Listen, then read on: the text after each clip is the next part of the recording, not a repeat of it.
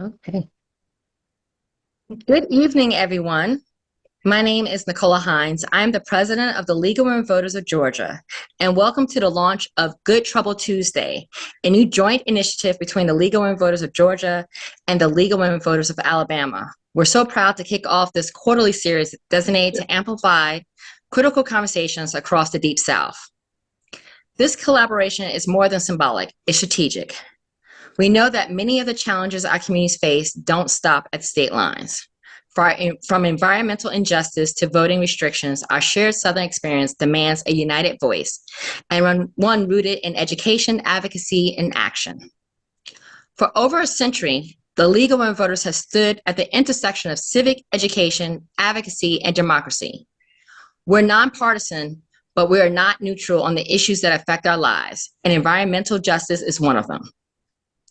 Our inaugural topic, Environmental Justice and Public Service Commission, may not seem like front page news, but it should be. In both Georgia and Alabama, public service commissioners regulate the utility companies that power our homes, impact our health, and shape the long-term sustainability of our communities. Here in the South, communities of color and low-income residents have disproportionately borne the brunt of pollution, utility rate hikes, poor energy infrastructure, and lack of clean water access. These are not isolated environmental issues, they are justice issues, they are economic issues, and they are democracy issues. And as we move into the 2025 election, they are voter issues. In Georgia, we'll be electing 2 public service commissioners this November. And let's be honest, too many voters have no idea what the PSC does, or how much power it holds over our energy bills, clean air, and broadband access. That's why we're here, to connect the dots, raise awareness, and make sure our communities are informed and empowered.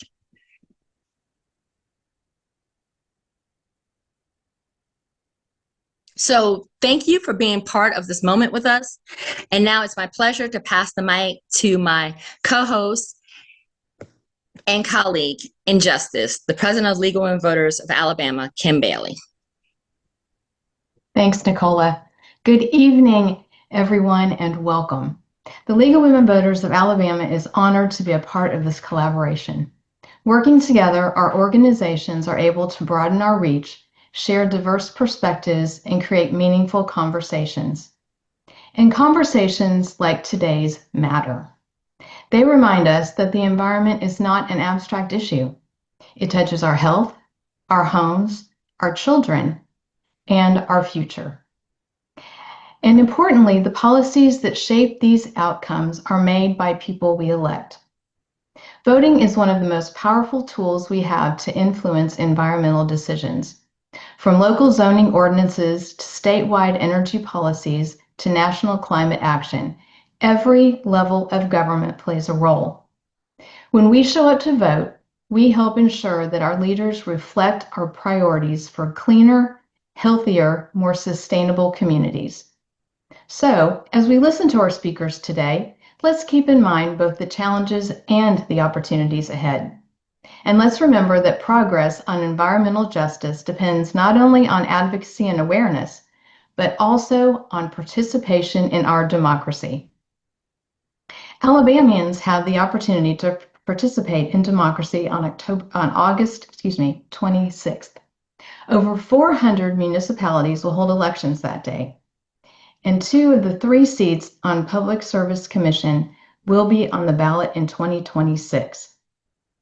So thank you for being here and for being part of this important conversation. One bit of housekeeping. Please add your questions to the Q&A section so we can monitor those as we go through and ask them as we have time instead of using the chat. So the Q&A will be much more efficient and we'll be able to monitor those more effectively. So now, without further ado, I'll hand it off to our moderator, Chandra Farley.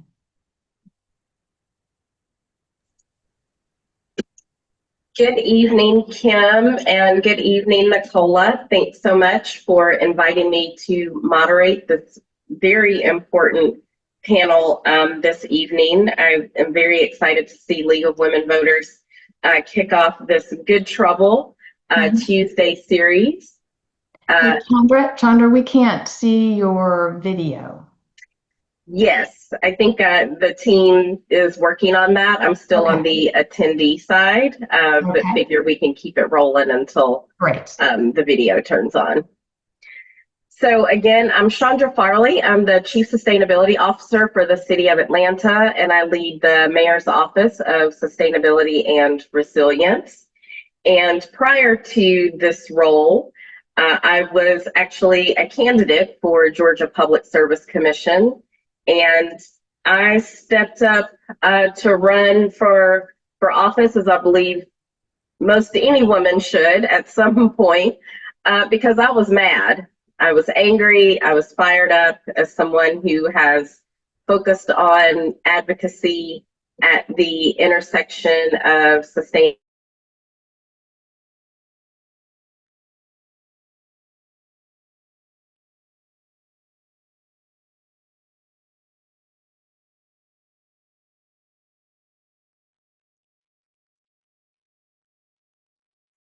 All right, well, good evening again.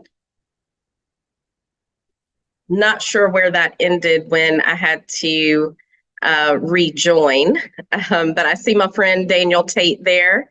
And hey, Daniel, and Hey, good to know see you. that know that Daniel Blackman is traveling on his way back, so he'll be joining us in about 10 minutes when we get into the meat of the discussion. But yeah, I was driven to run for Public Service Commission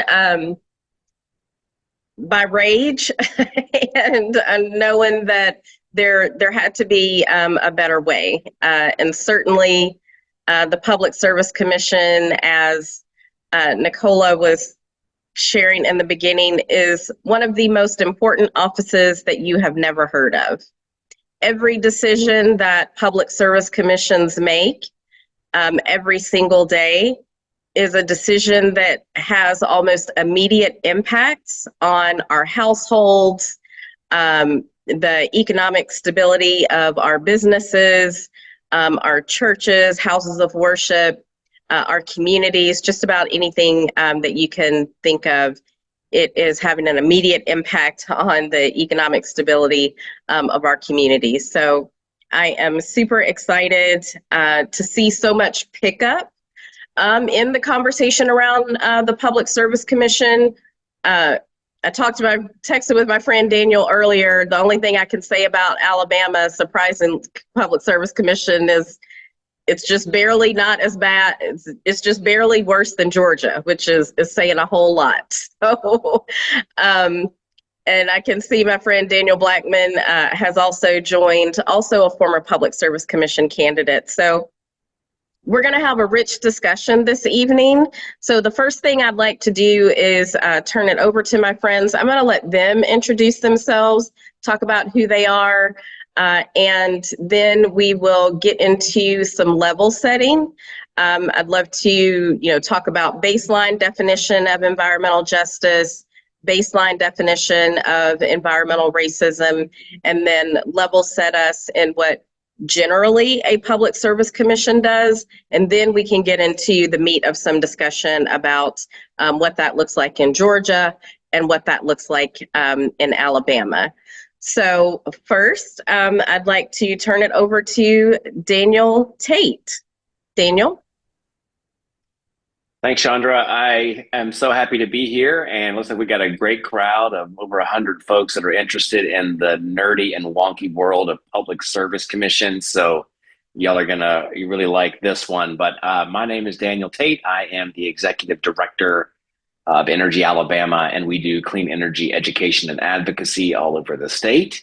So for us, most of our work is around the state level and down to local. So things in Montgomery, not just the Public Service Commission, but also the legislature, and things at the local level, as you kind of heard from some of the speakers up top, that really matter at the municipal level, like the work that Chandra does for the city of Atlanta also really matters to the energy and environmental space, and the day-to-day operations of our businesses and the amount of money we all pay on our utility bills. So that's kind of the work that we do at Energy Alabama. And just a quick background and war story on me. I got into this kind of field or industry probably a little bit more than a decade ago.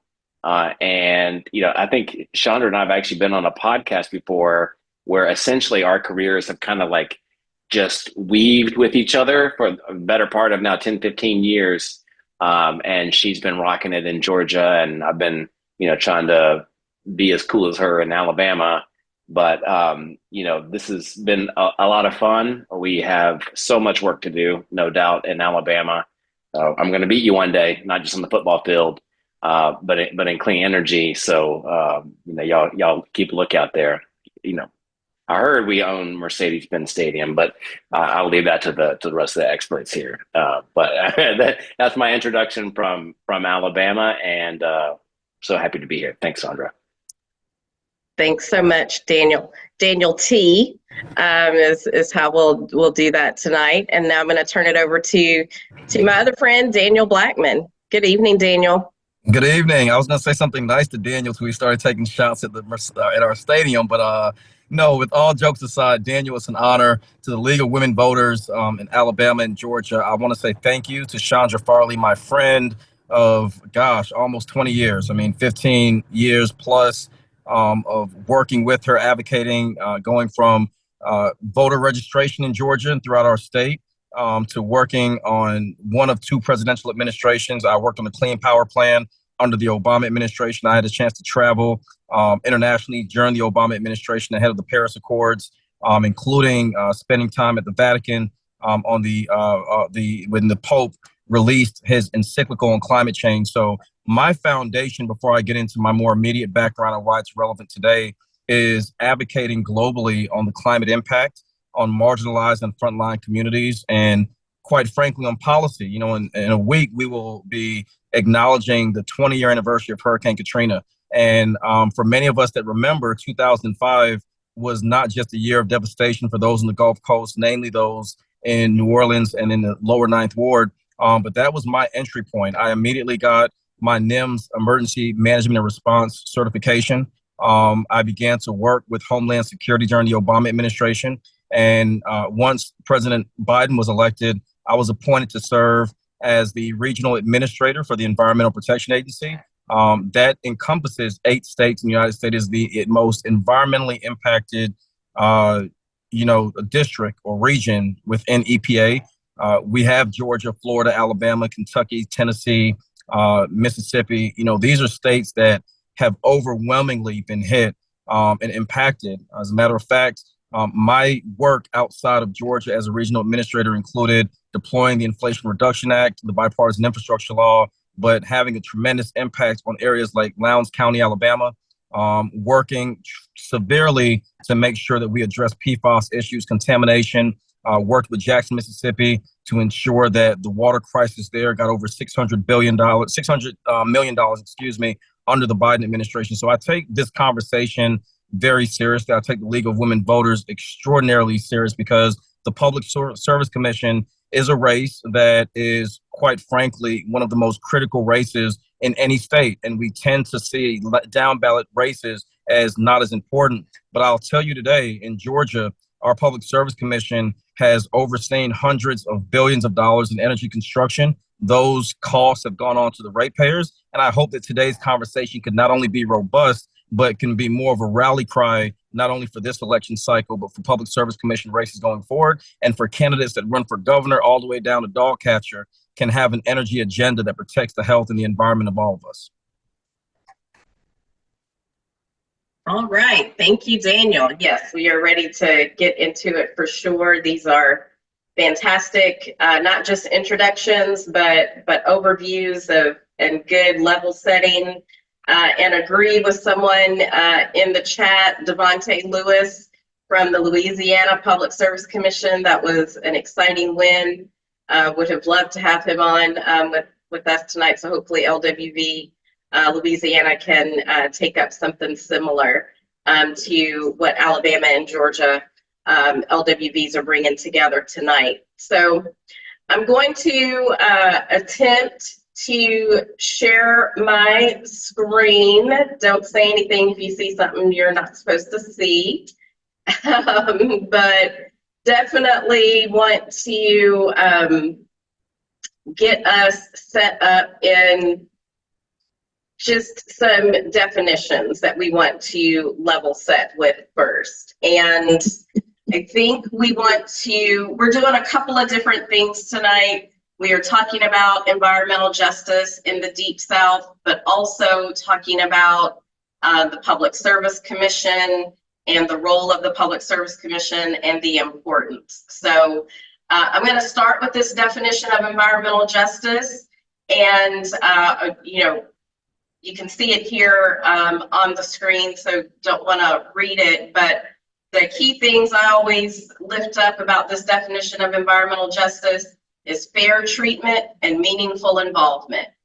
At the end of the day, we can't get anything done without people and engaging people in the decisions that impact land use, clean air, clean water, and the laws, regulations, and policies from the federal level to the state level, which is what we're really talking about tonight with the Public Service Commission, to local government. In my role as Chief Sustainability Officer, in partnership with many local governments across Georgia, we have a Georgia Local Governments Coalition. We have a regional local government sustainability directors network called Southeast Sustainability Directors Network. And we are all also working on these issues at our local and state levels, while also coming together to support federal actions as well. And so Daniel B, from the EPA, it's obviously a very different landscape now since you've left, but this definition has stood the test of time. Anything you would like to add or additional context? Yeah, I think the only thing I would add is as it relates to frontline communities, when we think of environmental justice, we have to make sure that we are focusing on the rural impact, because too often, especially when we passed Justice 40, which was 40% of the federal investment from the Inflation Reduction Act went to marginalized communities. And one of the reasons why it was fairly unpopular in the beginning was because people thought environmental justice was a dog whistle just for Black and brown communities. And I think we need to do a better job, not only in Georgia and Alabama, but around the country, in ensuring that environmental justice means Appalachia, it means the Black Belt, it means Jackson, Mississippi, it means Southwest Atlanta, and every other community that is on the front line of climate impact. So all I would add to that is to make sure in our delivery of it, we know it's all inclusive of communities that are impacted the most. Absolutely, so important, and particularly this is what environmental justice is and should be. And a lot of times when we talk about environmental justice communities, we're really talking about environmental injustice and what is happening in those communities. Daniel Tait, any context you'd like to share from Alabama? I was going to say the same thing that Daniel B said about the rural communities, because we have seen that, in many of the issues that we have. And I think a lot of people, especially maybe from outside the South, mistakenly believe that all rural communities are white and that they all look the same because that's how they look like where they're from. And so, we've definitely seen a lot in Alabama where the rural issue was definitely something that, that Daniel mentioned, but also that people have come to Alabama or wanted to help in Alabama with certain preconceptions or misconceptions about what everything looks like in Birmingham versus Montgomery versus, the heart of the Black Belt.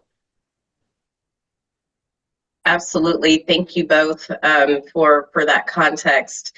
So I also think it's important to lift up what we are, when we're talking about environmental justice, that we're learning and remembering that there's this definition, but there are also 17 principles of environmental justice. And here I just wanted to make sure we're able to highlight how far back movement for environmental justice goes.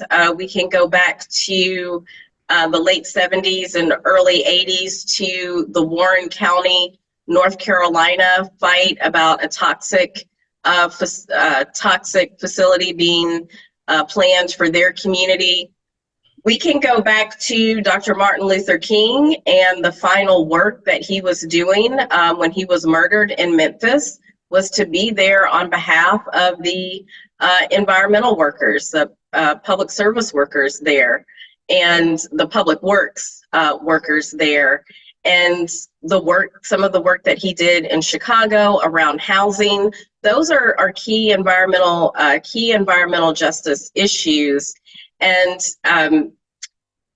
I can drop in the chat, or at some point we can, or there's lots of folks on the call who may have the link.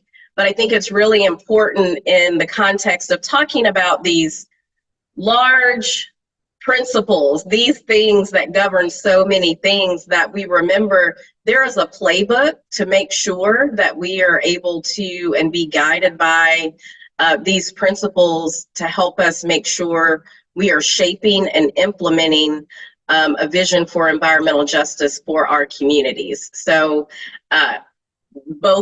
probably both Daniels, definitely my elders and Daniel B's elders, are some of the elders who have been in this movement for decades, were at this leadership summit, this first National People of Color Environmental Justice Leadership Summit back in 1991.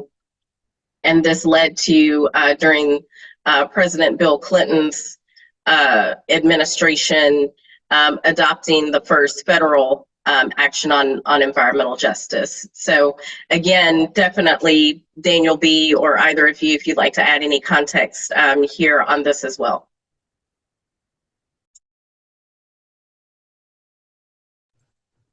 I think I was muted. I can't see. Is that, just for clarity, the slide that's currently up says principles of environmental justice, correct? That's correct. It's Okay. not a list of the principles, but just the high level. No. I didn't see you guys. So no, I would agree. I think that one of the things that you mentioned that I think is really important for people to understand is when you look at not just Dr. King, but Bobby Kennedy. Bobby Kennedy and Dr. King were assassinated 61 days apart. What's significant about that is, to Chandra's point, Dr. King was in Memphis fighting for sanitation workers during the Poor People's Campaign, and Bobby Kennedy was in Appalachia fighting for the coal miners and for those that were struggling, immersed in poverty due to environmental injustices. And I think the correlation of the 17 principles of environmental justice, that we obviously won't go through all 17, but environmental justice is absolutely critical. And if we don't look at the historical context in which it was founded on, we're going to be in further trouble. You look at what the current administration is doing with weaponizing the administration against the climate impact and environmental justice. That challenges and impacts everyone that is dealing with coal ash, that's dealing with, PFAS contamination, folks that are in Savannah right now as we speak that are dealing with contaminated water and boil water advisory. So I think we need to understand that the links that exist from 68 to 1991 to 2025, they are interconnected, and we have to learn from our past if we're going to make stronger decisions and policies for our future. I just wanted to add one thing, that a year before Memphis in 1967, Dr. King gave an address to the SCLC. I think the address was, "Where do we go from here?" It was the title of it. I can't remember if that's exactly the title or not, but he starts to talk about the moral component of our utilities and the judgments essentially that we put on them, right? Like he starts to talk about, well, who owns the oil, who owns the iron ore, and why is it that people have to pay water bills in a world that is 2/3 water? And so he starts to get into some of the moral judgments, right, that we're making when we're making, as I know we're going to talk about later on, those very decisions that a public service commission has to face in terms of who pays for what and why, who owns what, why. So this is definitely top of mind. Definitely. Thank you for that bridge, Daniel T. And so let's definitely related to the definition of environmental justice. And I think some of the conversation that we're already having around what that is perceived as when we are talking about certain communities, color this, race that, gender that, geography that. So let's also frame up the definition of environmental racism as well. And there is, let's see my screen moving here. There are definitely a lot of history with where the definition of environmental justice came from, and some of those very same movements that we have been talking about, where this term emerged. I know I often think back to this term and the work of Dr. Ben Chavis, who co-authored one of the first reports around environmental racism. Y'all might remember the toxic report on race, class, and toxic siting in communities, and was actually. Are you talking about the cold-blooded report? No, not cold-blooded. Back from the 80s, around with the. I'll look it up. But okay. It was right around the time that Dr. Ben Chavis, he also went to Warren County, that I mentioned earlier, Warren County, North Carolina, where they were fighting this toxic site. So you can see, the definition here when we're talking about environmental racism. Again, we're talking about those rules and regulations and policies. So very similar there to the definition of environmental justice, but we're talking about those deliberate decisions that are made to target a certain community for undesirable land uses, zoning, resulting in certain communities bearing a disproportionate exposure to these toxic, hazardous waste sites. And so I think that's a good foundation and framing for environmental racism. Daniel mentioned coal ash, which is something that our Public Service Commission here in Georgia has had to take up a number of times. A community in Juliet, Georgia, living near one of these coal plants and many coal plants across Georgia where we've got coal ash leaching into the water. Lots of conflicting rules coming out about how utilities are supposed to deal with that. We can talk about, like in the Warren County, North Carolina example, I'm always going to go back to the Warren County example, because that was something that as I learned about coming up from environmental justice, especially around women's leadership in the environmental justice movement, the importance of our faith community coming together in leadership when we're talking about environmental justice.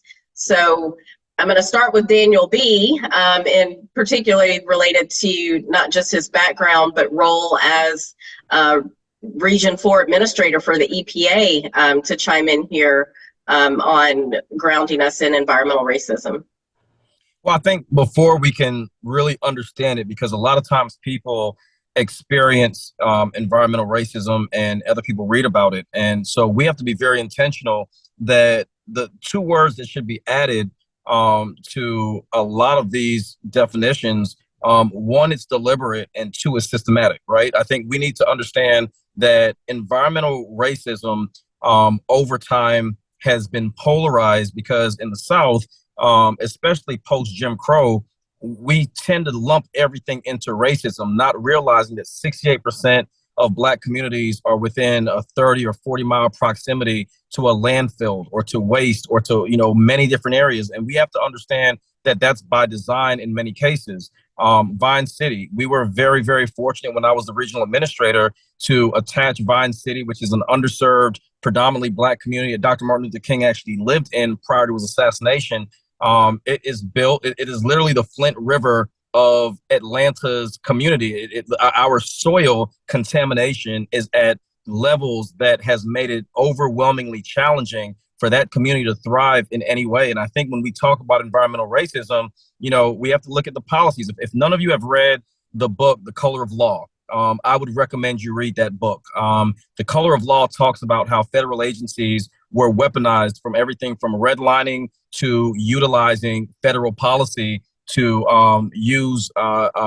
abuse policies that inadvertently affected the ability for Black communities to own property, right? So I think we need to understand that, because if we understand the importance of the definition that is in front of us right now, it's not to point fingers at anyone. You know, many of us weren't around when these laws were enacted. Some of us watched from afar. Some of us were active and marched. But for those of us that are learning and are trying to find parity and understand what the overall impact is, understand that environmental racism overall has directly impacted poverty. And back to Daniel Tait's comment, when you think of rural areas, it's not just predominantly Black or predominantly brown or predominantly white. It's all those policies impact everyone in those communities on a daily basis. And it's the reason why we're seeing increased levels of cancer, increased levels of, respiratory illnesses, pre-existing conditions that are harming people that are simply drinking the water and breathing the air in their communities. And we have to understand the root causes of these and how they systematically affect communities of color. Yeah, thank you for that reading. Daniel Tait? I have nothing better to add than that. That was beautiful. So I second that in every way possible. See, that's why you get two Daniels. That's right. Efficiency. Oh, man. Great. Yeah, this is great reading. And thank you, Daniel. I've got two screens, two phones, and my internet tabs are not open. But Dr. Ben Chavis, who we were talking about, that report that really was a basis for the term environmental racism was from the United Church of Christ Commission for Racial Justice. And that report was called Toxic Wastes and Race in the United States. So that was published in 87 and covered a landmark study on the environmental justice movement. So lots of rich information we're getting here, some history and ongoing calls to action. So we have, I think Daniel Tait just gave a really good bridge on our previous question about, as we start to talk about now environmental justice, environmental racism, and then we really want to talk also about public service commissions. They're mostly, Daniel Tait, they're mostly all public service commissions in the South. I feel like the PUC, Public Utility Commission, is kind of northwest, that kind of thing. But I started to go into Georgia, but feel like this is a high-level overview that can cover both of our states. But then I'll turn it over to Daniel Blackman. We can get into some specifics of Georgia, and then Daniel Tait can get into some specifics of Alabama. But what is a public service commission? I certainly wish it was all just Public Utilities Commission. I think that is one of those sort of ways that it stays intentionally confusing, but essentially these are bodies appointed or elected. It's kind of 6 one way, half a dozen the other in some places, but they hold power over decisions related to energy resources, how much we pay on our bills, where those energy sources come from, how and why and where new energy production facilities are approved. Georgia is one of 11 states now that still elects its public service commissioners. I have to put that in air quotes. And all the other states, they are appointed. I say 6 have one way, half a dozen the other. All Georgia's public service commissioners have mostly all started out as governor appointments. And then they are able to run as an incumbent and get elected. So a lot of times, people don't know what an office is. They go into the voting booth, they see incumbent next to someone's name, and it's like, okay, well, that person's done it before. Maybe I'll vote for them, without having sometimes the context of how that how that person ended up in that position. In Georgia, we have 5 commissioners covering 5 public service commission districts. Each district has a commissioner, but everybody votes on every commissioner. So it is a true statewide election. So even if you are in Georgia Public Service Commission District 1, where Jason Shaw is your commissioner, and this November, we have one of our seats up in Georgia is for District 3, where current Commissioner Fitz Johnson, who was appointed to his seat 6 years ago now. This will be the first time he's ever actually had to be in an election, because our elections have been delayed due to some federal lawsuit issues and other things, which we can get into. But Daniel B., come on in and give us some context on the Georgia Public Service Commission.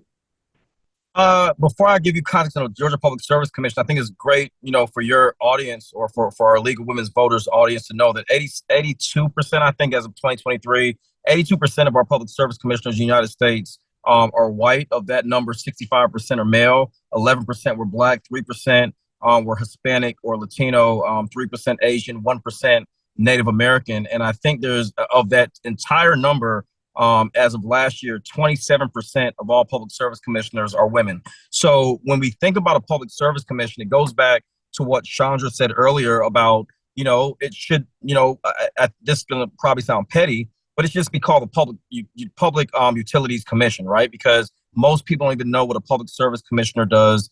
In Georgia, we have a nuclear facility, Vogtle 3 and 4. That project was over a decade. I think it was 7 or 8 years past schedule. It's over $14.5 billion beyond budget. Georgians will be paying for the next 62 years for our nuclear cost recovery, because the vote by the Public Service Commission afforded Georgia Power to only pay for a percentage of that project. But each of those overruns, while Georgia Power's utility shareholders get rich, Georgia's ratepayers will pay for that. Those are Georgia Democrats, Georgia Republicans, Georgia, in every region, socioeconomic class. In Georgia, we have over 11.5 million citizens that call this state home. 2.7 million of them are living at or below poverty. So a senior citizen on a fixed income, when a utility bill, energy bill goes up 7 of the last 8 years, a senior citizen on a fixed income, their income doesn't go up. And that's why one of the fastest growing homeless populations in the United States, not just in Georgia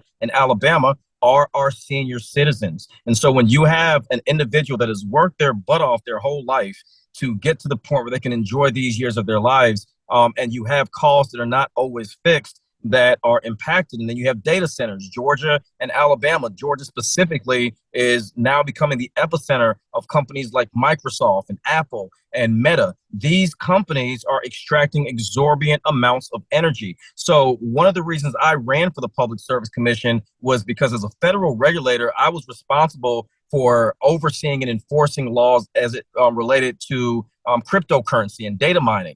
And so most people don't understand that when you use ChatGPT, that energy is being extracted from somewhere. When you have, 500 emails or 20,000 emails, if you're like me, that are just unanswered, that need to be dumped from out of your social media, I'm sorry, your email accounts, that's extracting power, and it's in the cloud, and these are things we're paying for. It's impacting our energy. It's impacting our water. It's contaminating water in areas like Fayetteville, Georgia. So we have to understand that public service commissioners, as vague as this name is, especially in a state like Georgia, they not only deal with electricity, they not only deal with gas and telecommunication. Our Public Service Commission has not only taken money from our utility companies, but they've taken money from a railroad owner, a private railroad owner, and used eminent domain to take the land of a family that's owned their property since the Civil War era. So we have to understand that these commissions are making decisions that affect our pocketbook.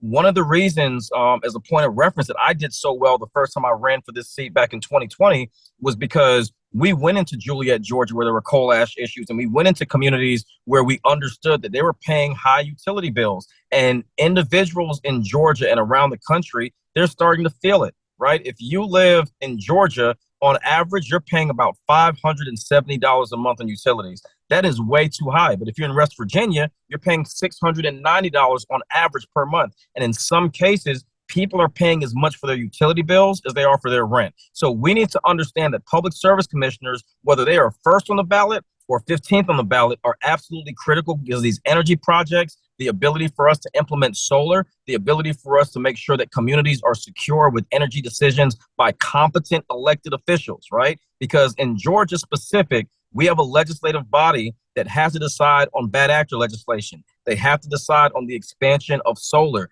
Our legislative body must work in unison with public service commissioners. When Chandra mentions they're appointed, we've got public service commissioners whose background is real estate.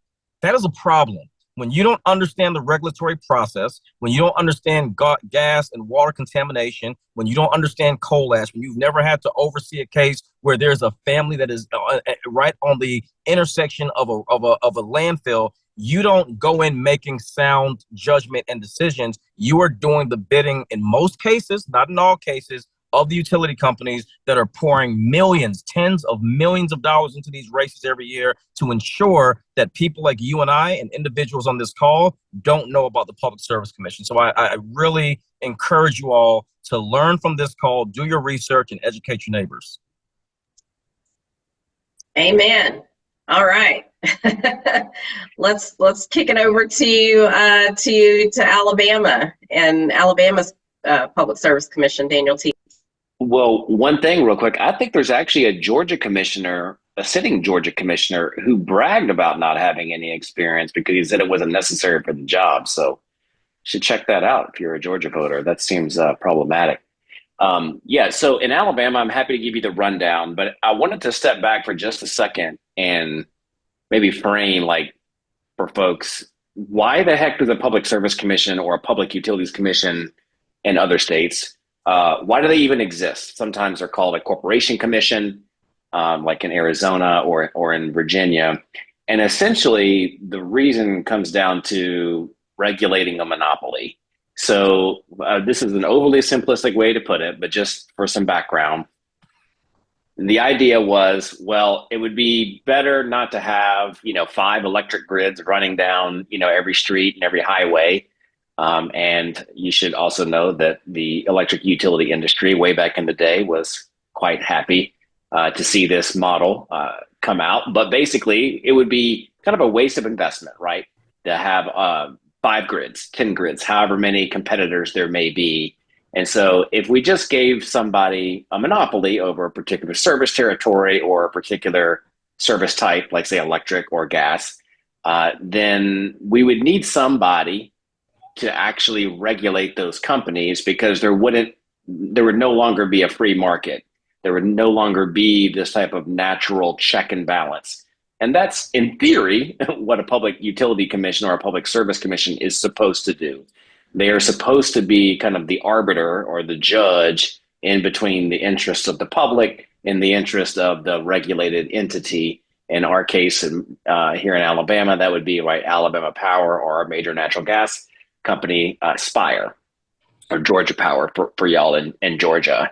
And every public service commission is a little different in the sense that, like ours does some pretty odd stuff where they also regulate transportation network companies, what they call them, but essentially Uber and Lyft, right? I'm not sure that many other public service commissions do that, but that's why they exist. In Alabama, we have 3 places, not 5. They are all elected, just like Georgia. Mississippi is very similar. So all of the Southern Company electric utilities operate in elected commissions. And like Chandra mentioned earlier, most elected commissions are actually in the South. I think a half or a little bit more than half of all the elected commissions are in the South, which is, maybe somewhat good and somewhat bad, depending on how you look at it. But it also is a big opportunity where the people, can make their voice heard in a way that's not true, potentially in other places where they're appointed, or there are some random states that do like weird legislative elections.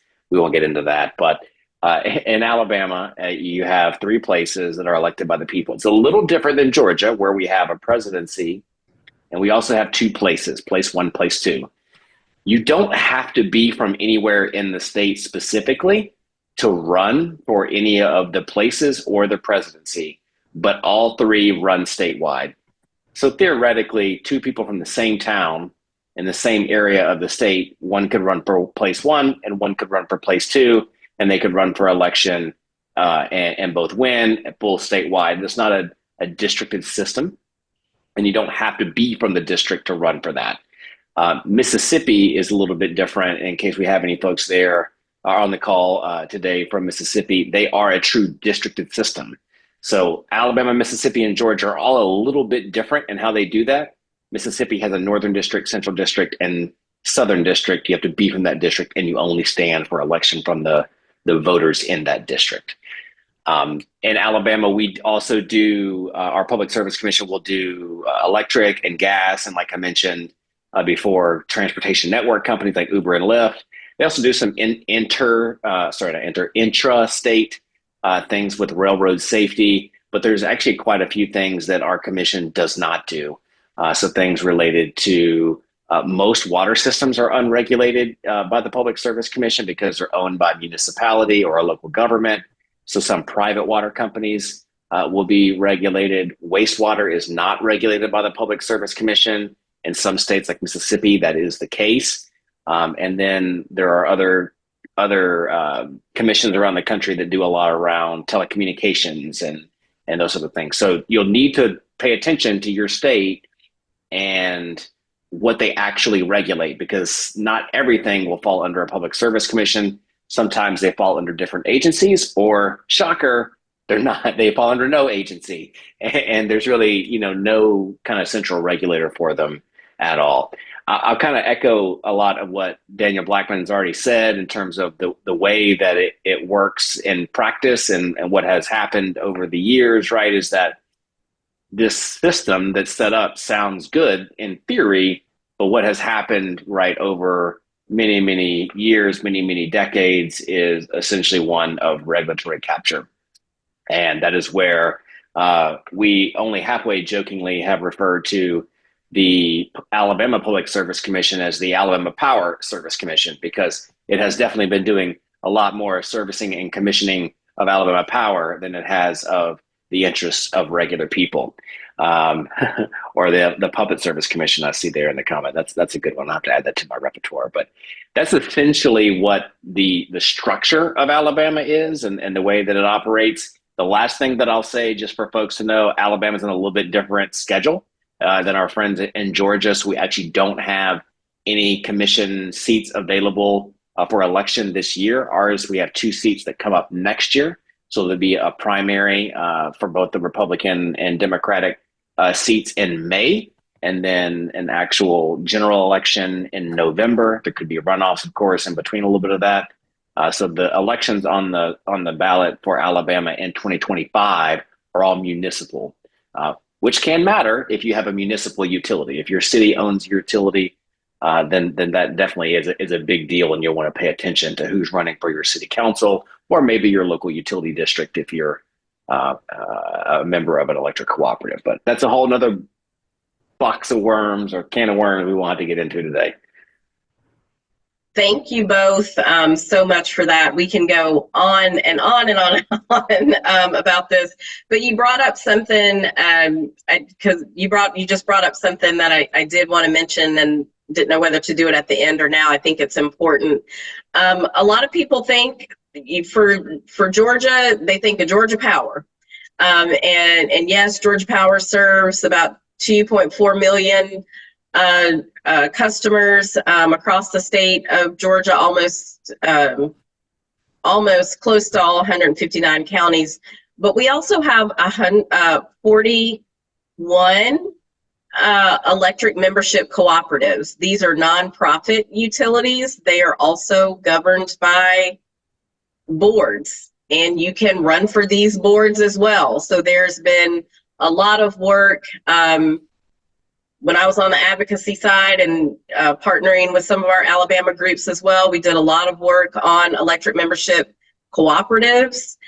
So we definitely want people to know about those. And those are opportunities to run for those boards. And Daniel talked about munis, as we refer to them, municipal utilities. So in Georgia, like City of East Point, City of LaGrange, Fort Valley utilities, those are utilities that are run by the municipality. And sometimes they are just governed by their city council. Sometimes they have separate commissions.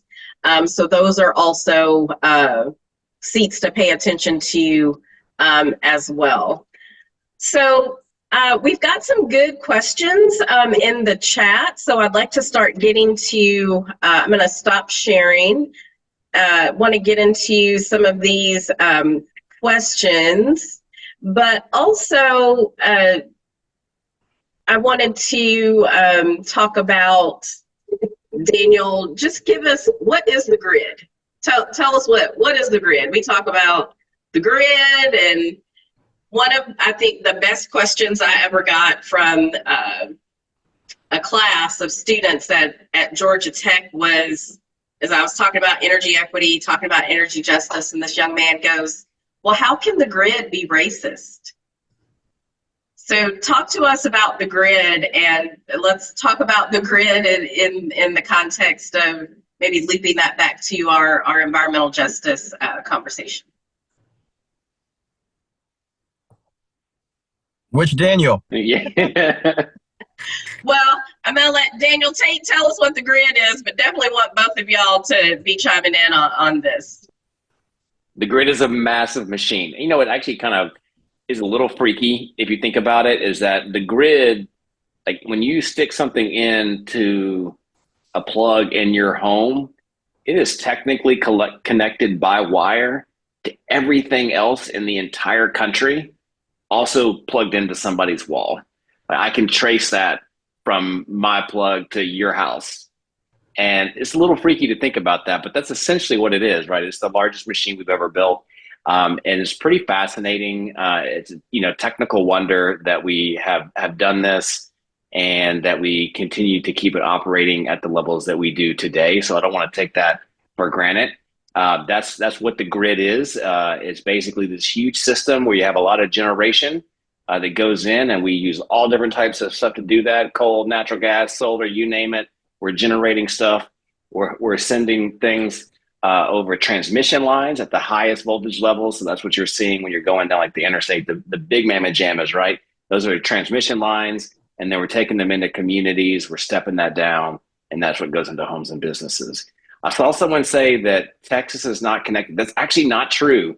Texas is mostly disconnected. So, but it is still connected to the rest of the grid, just not very much. So I still can get you to you from Texas. So that's still fun. But that's what the grid does. Now, maybe if I could take a stab at the question that you originally posed of like, well, how can a machine, you know, be biased or racist? The machine itself may not be, but the machine was built by humans, right? And there's a lot of pieces that go into how we build that machine. Where do we put the generators? What types of generators do we put, you know, what types of generators do we build when we put those? Where do we put the transmission lines? Who has to bear the brunt of that? Think about also a lot of the redlining issues that you think about in terms of like the highway construction of the interstate construction system. Very similar issues with the construction of the grid, even to this day, in terms of who's going to get their land taken for a transmission line. Even though we all know we need like lots of transmission. So how do we, you know, deal with, we got to build stuff. And that might mean eminent domain. So there's like lots of questions there. And then also who uses the power? What type of reliability do they have, right? And so we see this a lot, not just in Alabama, but you hear a lot like in New Orleans and Detroit that, you know, there have been multiple academic studies about the reliability of the electric grid actually being different by neighborhood and being worse in low-income neighborhoods or Black and brown communities because the utilities are not spending the operations and maintenance money that should be spent in those communities. So I think the answer to the question is there's all the things, but it's not just, this machine that is devoid of values. It was made by people who had values, or maybe they didn't think about what they were doing, but human values went into planning and building things over the course of 100 or so years. And then, we're dealing with the consequence of that. It's not just an amorphous line that's outside my window that has no meaning. Amazing. Thank you, Daniel T. Daniel Blackman? I'm going to take a different approach to not be redundant on what Daniel T said and talk about national security, because our grid, we saw, and I'm so thankful again to the League of Women Voters, because we saw the threat of cybersecurity and cyber attacks on our elections, and we understand how massively critical it is for this infrastructure. But I want people to understand the security threats, especially coming from my background. I had multiple top secret security clearances. We looked at water infrastructure that was outdated. We looked at the threat of nuclear evacuation plans in the event that there was a compromise to our structures, whether it was due to extreme terrorism or it was due to a cyber attack from China. And we understand that grid infrastructure is not in place. And I want to say this because what Daniel T did was gave a very great understanding of why it's important for us to even have that in place. With the current administration, the safeguards that we are taking away because of quote unquote anti-woke policies and anti-DEI, anti-environmental justice is putting our infrastructure at a tremendous risk. The ability for our grid to be responsive to extreme weather events, the ability of our grid to respond to massive heat. We're seeing increases in our labor workers from extreme heat days, extreme weather days. We're seeing individuals that are struggling in communities that are flooded in Kentucky, in Asheville, North Carolina. We're seeing tremendous challenges, and we're going to see more fires like what we saw in California in Altadena, right? And that compromises our grid. The ability for FEMA and coordinated federal agencies to be able to respond. Ladies and gentlemen, we are one disaster away from catastrophe, right? I mean, and I don't mean to say that to just, scare everybody or speak doom and gloom, but like our grid is absolutely critical, and being able to build a strong and efficient grid. Countries like China is doing this right now. They're building earthquake, hurricane, anti-flood. They're putting data centers underwater. I mean, we've got to start looking at investing into making a stronger grid that is not solely reliant on the policies that are in place, because it is going to cause a tremendous challenge in the future. And it's going to affect and impact our most vulnerable communities first. I mean, we're seeing it right now. I mean, I've got friends that are, in certain parts of the country that haven't recovered. And I think we are dodging a bullet. My fingers are still crossed with Hurricane Aaron, because the ability of that storm to have gotten so strong, so quick in a short amount of time, with grids and structures in certain states and in rural communities that aren't prepared, we're going to see devastation that, quite frankly, may or may not be rebuilt. And it starts with our grid. It starts with our ability to turn our lights on. We see violent crimes go up when grids and infrastructure is compromised. You look at Puerto Rico, when I think that was Hurricane Helene, when it hit Puerto Rico, and what happened in the days that their grid was compromised and offline, the threat and the assaults against women and children, most vulnerable communities. So the grid isn't just the definition that Daniel T just eloquently gave.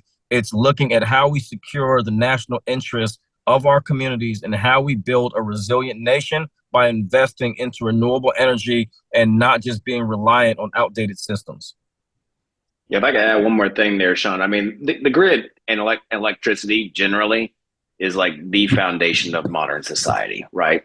And so everything that Daniel's talking about is like, if we don't have access to it and it's reliable and cost effective, then you are already with one hand behind your back in terms of trying to make a better life for yourself, your family.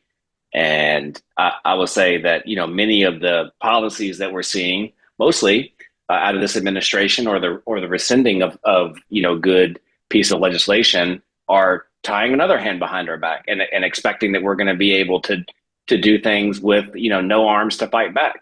And then the last thing I want to say is that these things don't go away. So we can sit here and act as if, everything is fine, or we're going to win this war against China, or whatever it is that, we're hearing in the media. But come the end of the day, there's still going to be a hurricane that hits. Like, there's still the bill coming due for y'all in Georgia on Helene, right? $1 billion is coming.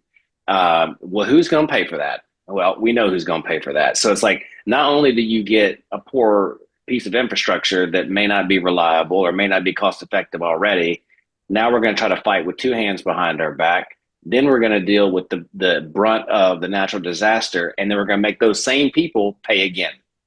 None of this will work.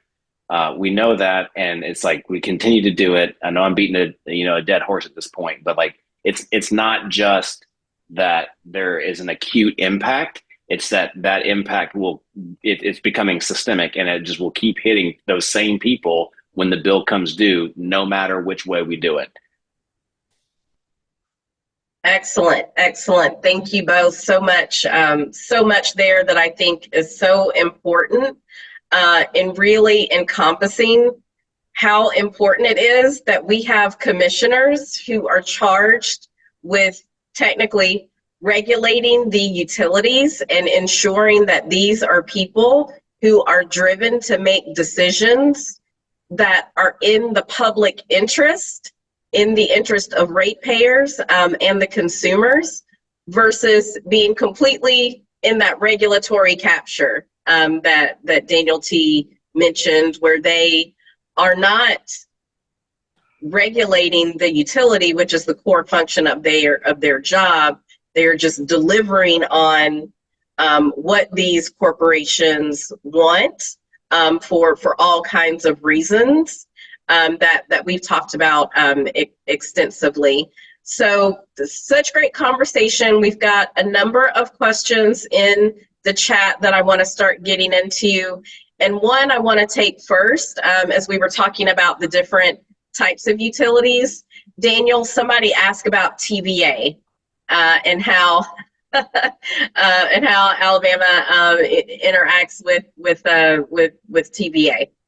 Yeah, it's a great question, and I'm glad somebody brought it up. I should have done it in my spiel. It does impact Georgia too, just a much smaller swath of Georgia. So TVA, or the Tennessee Valley Authority, is it's actually the largest public power entity in America, and it's owned by the federal government. So it is technically a federal agency, and it has a 9-member board of directors that is appointed by the president and confirmed by the Senate.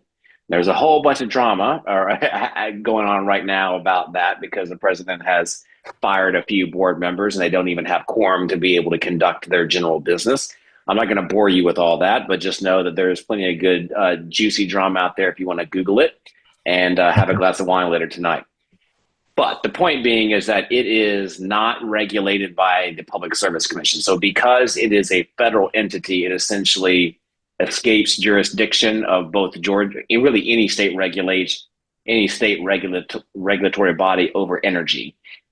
It is still subject to state environmental law. So if they wanted to build, for instance, a new gas-fired power plant in North Alabama and the TVA service territory, the Public Service Commission can't tell them no, but the Alabama Department of Environmental Management still has to issue a permit in order for them to be able to construct it. That would be the same in any state that TVA operates, including Georgia and a huge swath of Mississippi. So if you are a North Alabamian or you are part of Georgia that gets their power from TVA, you are likely in a municipal utility or an electric cooperative. So in terms of impacting the decisions and the price that you're paying, you'll want to pay attention to your city council election. You'll want to pay attention to your electric cooperative election. And there are some places where there is an actual separate utility board. And sometimes those boards are elected. Sometimes those separate boards are appointed. So unfortunately, because there's just so many out there, I can't tell you what you are. You'll have to look into your particular locality and what that is. But TVA is its own whole beast out there. Thank you for that. And I just, as we were having the conversation also about the grid and just the commissions, TVA, we've got this federal body. We also have FERC, the Federal Energy Regulatory commission. But at the end of the day, public service commissions or public utility commission, but we're Southerners here, so public service commissions, because energy decisions are super hyper local. And I think that's so important to understand all the impacts on daily lives, our pocketbooks with the bills, water quality, air quality. These things are happening in a super hyper local context. So I think that's also something really important when we talk about these. These are very big corporations. If we talk about Southern Company with Georgia Power, Alabama Power, Mississippi Power,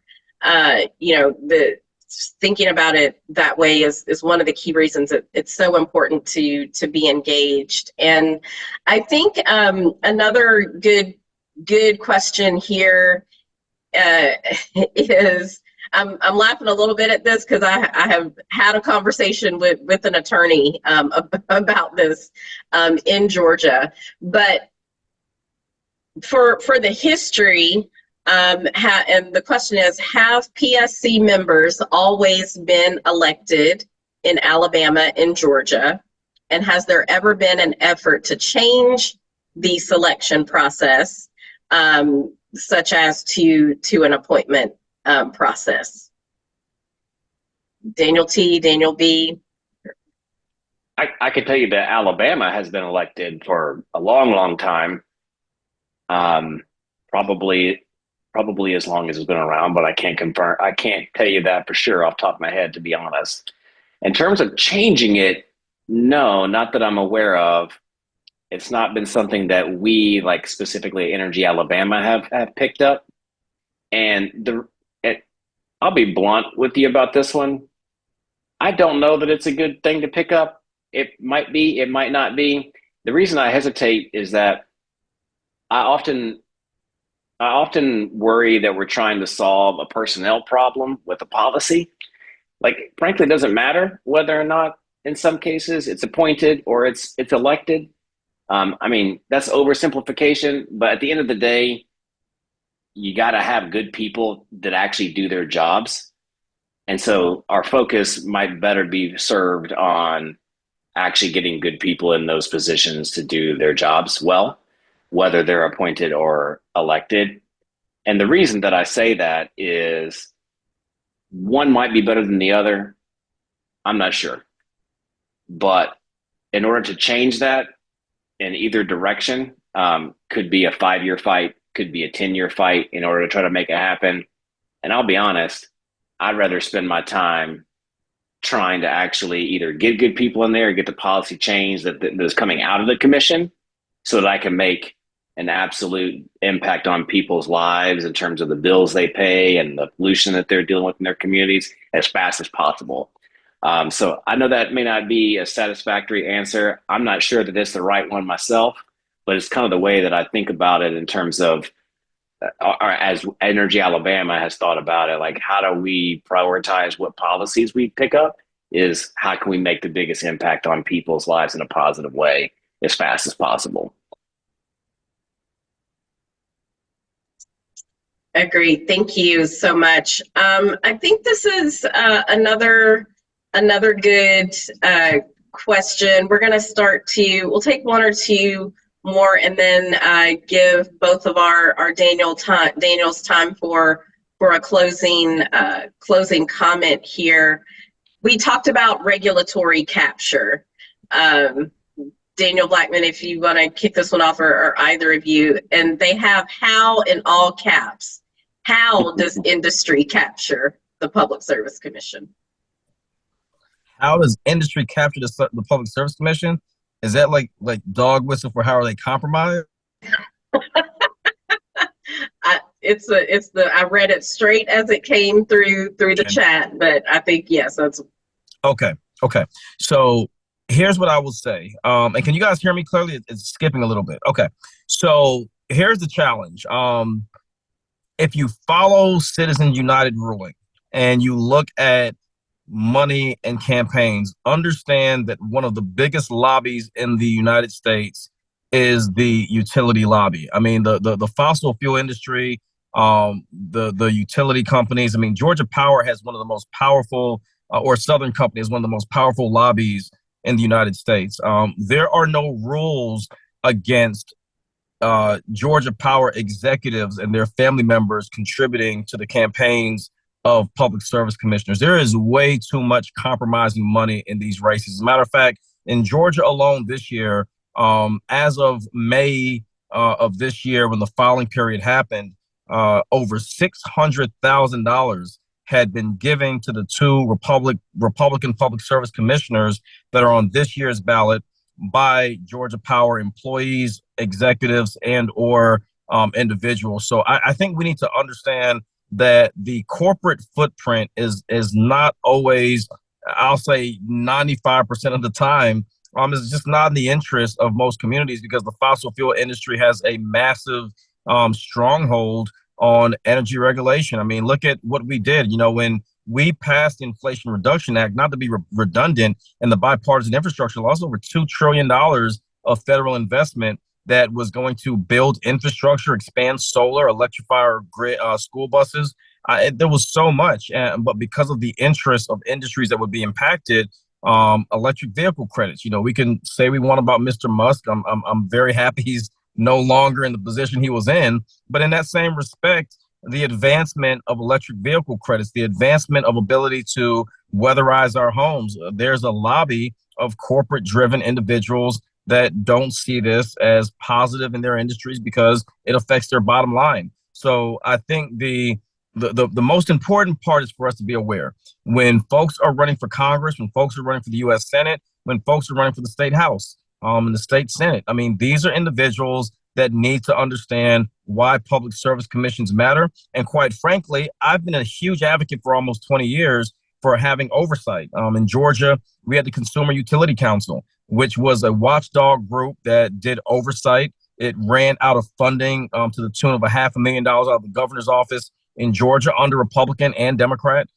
It was cut, right, under a Republican governor. And that council literally was a watchdog that made public recommendations and worked with the Public Service Commission staff to ensure that ratepayers' consideration were at the table. So I don't want to overcomplicate the question, but I think it's very unfortunate that corporate money in politics is nothing new to the United States, and it has overwhelmingly compromised the industry, the energy industry, and the ability for fair and reasonable rates throughout our country.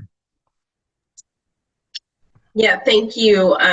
Thank you, Daniel B, for that. Daniel T, you may have been answering this question in the chat, but I think that's a good pivot to, so then as we think about the regulatory capture, industry influence, what can people do to hold commissioners accountable? Yes, I was starting to type, but I have much more to say, but I'll keep it quick. Just a real thing, quick for what Daniel Blackman said. I wrote an article for the Energy and Policy Institute. I guess this was a little bit earlier last week, trying to look at the sources of money coming into the Georgia Commission, and I'll do the same for the Alabama Commission, and looking for the ties to the regulated entities. And no shocker, right, that the incumbents that are running for re-election in Georgia, the majority of their money is coming from either interest or others related to the regulated entities like Georgia Power, but also gas companies, railroad companies, like you mentioned before. So we'll do the same for Alabama and take a look at that, so folks have a good understanding of the influence and the money that is propping up and supporting different candidates can make an informed decision when it comes to the time for the ballot box. In terms of what you can do personally, my answer in the chat was, I think the most important thing you can do beyond the obvious of you have to vote, you have to be registered to vote, and you need to vote in the elections that matter for these seats. If you have a municipal utility and you vote in that, do not sleep on the Public Service Commission. Right, because there are other things that matter for you, but also because a lot of municipal electric cooperatives buy power from Georgia Power or from Alabama Power. So those bodies are still making decisions that really impact you, even if Georgia Power or Alabama Power is not your utility. Also, really bad ideas that come out of the State Public Service Commission get picked up by muni and co-ops because it's like, well, Alabama Power did it, or well, Georgia Power did it, so it must be a good idea. So pay attention to the Public Service Commission races, vote in those, get involved in organizations. Again, selfishly, Energy Alabama, but we got great other organizations here in Alabama that are doing that work. I know y'all got tons of great organizations in Georgia. I'm often jealous at how much good infrastructure y'all have with people that are pushing these issues all across the state. Make your voice heard. I'll also say too that one thing that I have been learning a lot over the last maybe year to 2 years is just how little your state elected representatives understand these issues. And when we explain like basics of like what's going on, because they're hearing from their constituents too about my utility bill is too damn high and I can't pay it because people don't know what a public service commission is. They're going to their elected representatives. So don't sleep also on going to your state house, your state senate, elected officials and making your voice heard, because in all three of these states, Alabama, Mississippi, and Georgia, the public service commissions are actually bodies of the legislature. They are not constitutional offices like they are in Louisiana. So that means that if the legislature wants to, it can overrule the Public Service Commission, or it can direct the Public Service Commission to do something on behalf of the people. So your fight is not over at the Public Service Commission. Absolutely. You said something super important there, Daniel T, about, our state house and our state representatives. They don't know, and I think it's particular for Georgia. A lot of times they will punt those issues to the commission. We had a lot more activity, I think, than I've seen in a long time at our state house with our state representatives last legislative cycle, with really bipartisan efforts, coming through the state house related to what are we going to do about regulating data centers? How are we going to protect those constituents they're getting calls from about their bills, about their water? A lot of those things, Daniel B mentioned the Consumer Utility Council. There was some movement in Georgia around trying to reestablish that body. So thank you for bringing that up, because that's a critical point. A couple of public service commissioners were the ones how long has it been? 3 years ago, bringing over some maps to the legislature to get those public service commission districts redrawn. We had a commissioner that got something drawn into his district because that's where he's got a beach house and plans to retire to. We had a commissioner get an opponent drawn out of their district.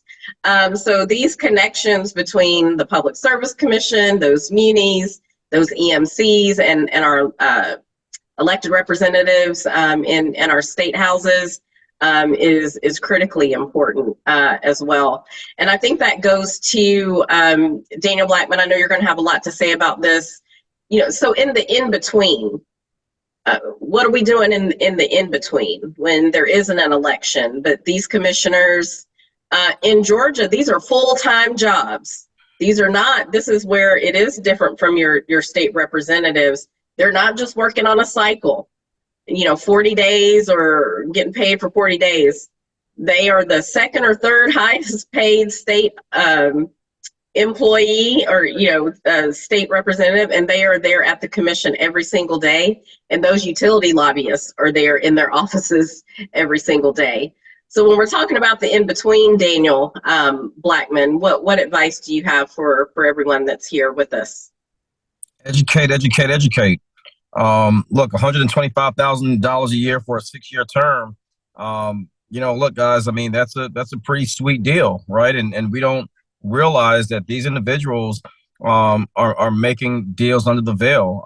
You have rural communities that are unfortunately don't have access to broadband. Everything that I have tried to do for the Public Service Commission has made to make sure that we are doing this overwhelmingly in and out of an election cycle, because again, Chandra said something earlier that I don't think you guys caught on to. Our appointed public service commissioner, right, in District 3 has served 6 years. He will likely serve a full term and ultimately serve as many for the duration of his term, 8 consecutive years of a 6-year term. I mean, that's longer than a U.S. senator, right? So I think education is critical. We have to make sure that when we're talking about the public service commission, I'm gonna give you 2 angles. Number one, as a voter, many of us still have, may or may not have our grandparents or our parents, or we have family members, right? All of us have loved ones. Rates are gonna go up. They're going to hurt our kids that graduate from college trying to pay debt to get their first home. It's going to hurt people that are struggling to keep their insulin cool when there's not a medical waiver. So my advice, number one, to the voting base is to consider the family members and the loved ones that are going to be impacted the most. And number two, educate your elected officials. There is absolutely no reason that we should have a public service commission, an elected official in this day and age that does not have an opinion on energy, utility regulation, or quite frankly, economic pocketbook issues. And this is one of those races where if you are an elected official, you have to understand that the rates of asthma going up, respiratory illnesses among senior citizens going up, right? Lack of investment into energy infrastructure is declining. We're going the wrong way in both directions. So we really need to understand that the Public Service Commission, and I say this regardless of your political interest, it is the one race that regardless of a Democrat or Republican, this isn't about a transgender issue. This isn't about a women's issue. It's not about race. Your light bill is your light bill. And you can't pull, these fear-mongering games with individuals that are paying a bill, right? And I don't mean that in a disingenuous way to other people's issues that take, priority, because there's a lot going on in the world right now. But when you think of the Public Service Commission, this is the most winnable race for progressive-minded, goodwill, hard-working families in the United States, because we are talking about your light bill. And there's no one that can tell me they're satisfied with their utilities. So I think for a race like this, educating our community, educating our electorate, and more than anything else, educating our families is absolutely critical. Absolutely, absolutely. So I think as we start to wrap up, we're getting a lot of chats. People are dropping off and things like that are getting. In closing, as I think about how we want to frame this, one of the priorities for tonight for Good Trouble Tuesdays and this environmental justice and the Deep South discussion, there were 3 key things that our goal was to explore tonight, and I think we've certainly hit on these. And so, both Daniels, in your closing, if you want to lift these up or specifically, there were 3 things. One, the power players. Understanding the role of the PSC and its relationship to utilities. I think we talked about that quite a bit, certainly always more to say about that. Number 2 was transparency and accountability, and how we address concerns about secrecy and the corporate influence in energy policy. And then 3 was the power of your vote. We cannot overstate the power of the vote, and talking about how voting for the public service commissioners directly shapes your utility bills, but not, I think we've talked a lot, this is about the light bill, right? This is really how I came to this work and this space, because everybody understands the light bill. Right. When you start talking about, your bills going up, that is something that people understand. But one of the things I feel like we still have to crack the nut on is this connection that we're talking about tonight. Because people see what's on their utility bill and they look at that, and that bill comes from Georgia Power, that bill comes from Alabama Power, and they think they're just calling the customer service representative trying to get a, bill, how can I pay, like payment plan, look at all these different things without understanding that there are 3 or 5 people elected, mostly in the South, who are making the decision about what you see on that bill. And I think that is a critical gap that we're still trying to fill in this space of elevating the importance of the Public Service Commission. So again, Daniel T., we can start with you. Anything to say about, those 3 things that we wanted to make sure that we covered tonight: the power players, transparency and accountability, and the power of your vote? Yeah, with the power players, it is quite literally the power company, right? So that I like that we have a nice play on words there. But I want to impress on folks that, these are extraordinarily profitable companies. Southern Company and its subsidiaries, Alabama Power, Georgia Power, right? They are probably some of, if not the most profitable electric utilities in all of America. For our friends in Georgia, as bad as it is in Alabama, there's actually no limit to how much profit Georgia Power can make.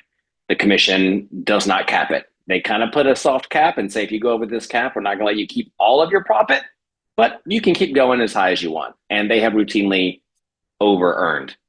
That's money straight out of your pocket that goes to them and their shareholders. The same is true in Alabama. And they use that money not just to jack up your utility bills that you're paying for, but they use that in all sorts of ways, right, across the political landscape. And that's why, as Daniel Blackman mentioned earlier, right, they are probably the most well-funded lobby in DC.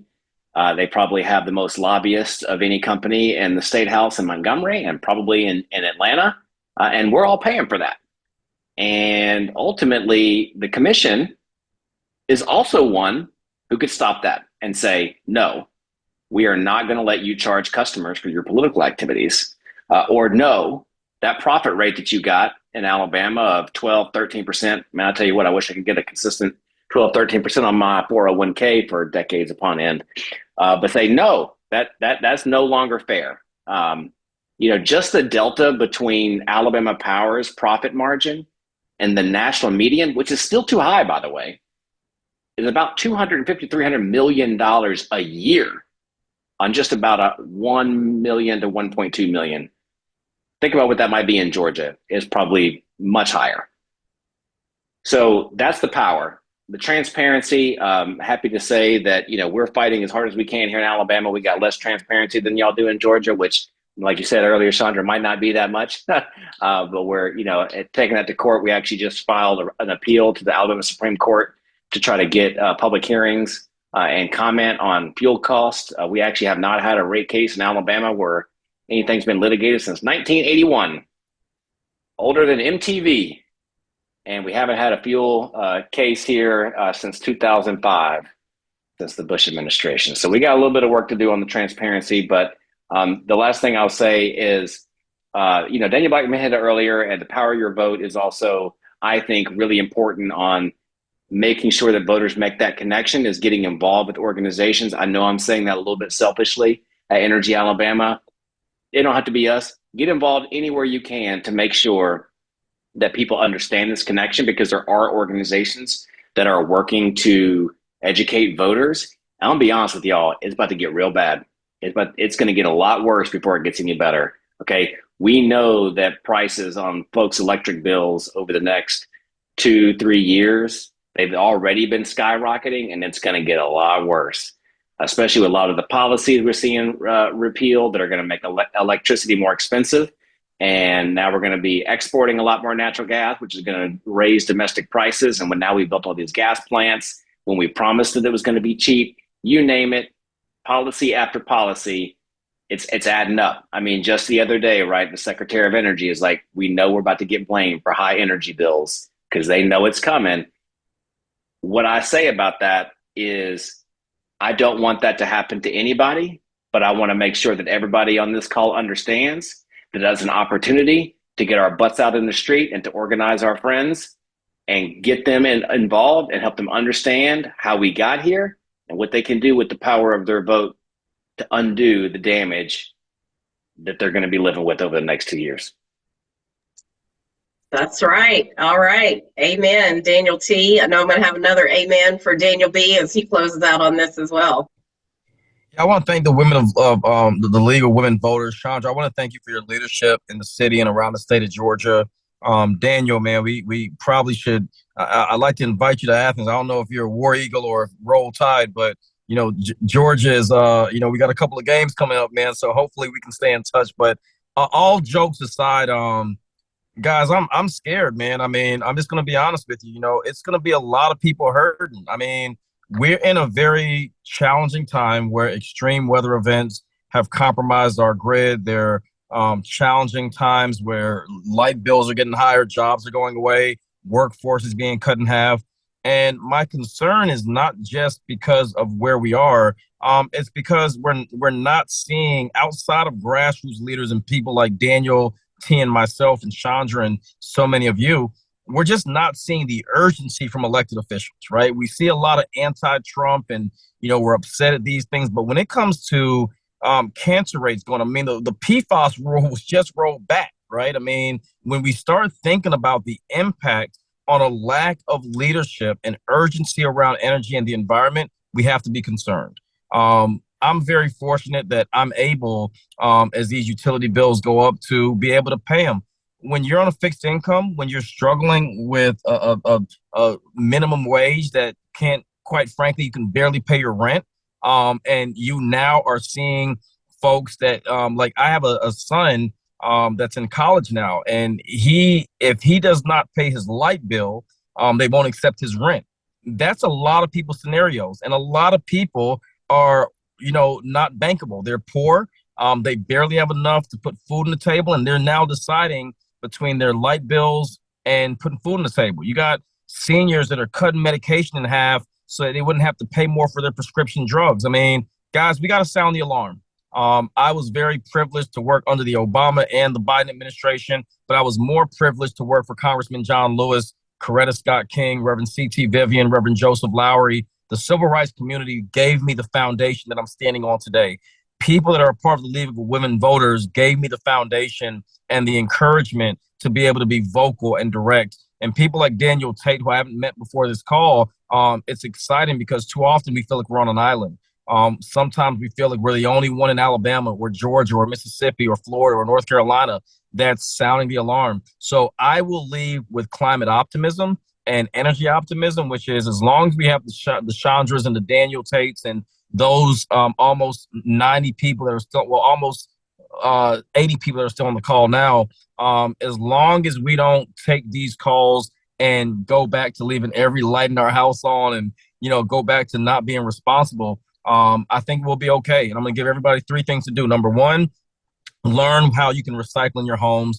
Number 2, find out, even if it's talking to your kids about how Snapchat, Instagram, and ChatGPT affects, the impact on their lives, right? I mean, look, our kids are growing up in the age of technology with wireless devices and every TV on in the house. Let's use that to our advantage. Let's educate our children. And thirdly, let's make sure that leading up to the U.S. Senate, governor's races, and every other race around this country that we do not forget about the Public Service Commission. Thank you all so much. Thank you. Thank you. Daniel Blackman, Daniel Tait. Daniel Tait, I was thinking today, I think the only reason I have signal is because of you. And just how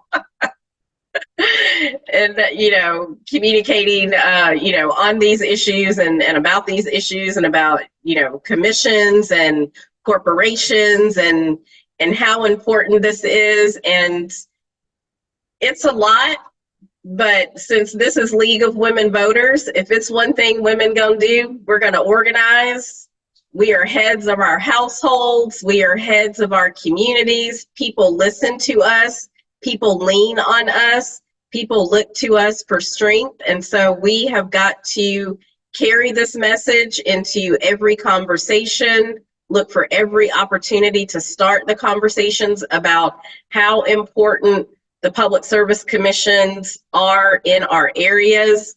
We got to encourage our church family, our work friends, our other League of Women Voter members to run for office. I never thought that I would, but it had to be done, and we got to do it for no other reason than just to add another voice to the conversation and to give these commissioners and utilities something else to be afraid of. Because let me tell you now, when they see Chandra Farley standing next to the mayor, they know they can't come with the same message that they always come with, because now there's somebody who knows what's really going down.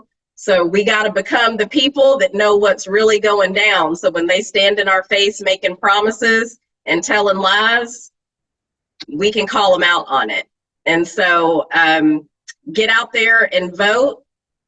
Everybody here, League of Women Voters, knows it does not stop with the ballot box. We got to keep it going all year. And let's get it done. Let's change the face of energy. Because when we change the face of energy, we change the face of our communities. We create community wealth building opportunities. We create healthier communities. And those are all things that we can all get behind. So I will turn it back over to our League of Women Voters team. It's Nicola or Kim, if you would like to close out. If not, thank you so much for inviting me to moderate. I was so excited to have an opportunity to be in conversations with my two friends, Daniels. And yeah, let's get it done. Let's go vote.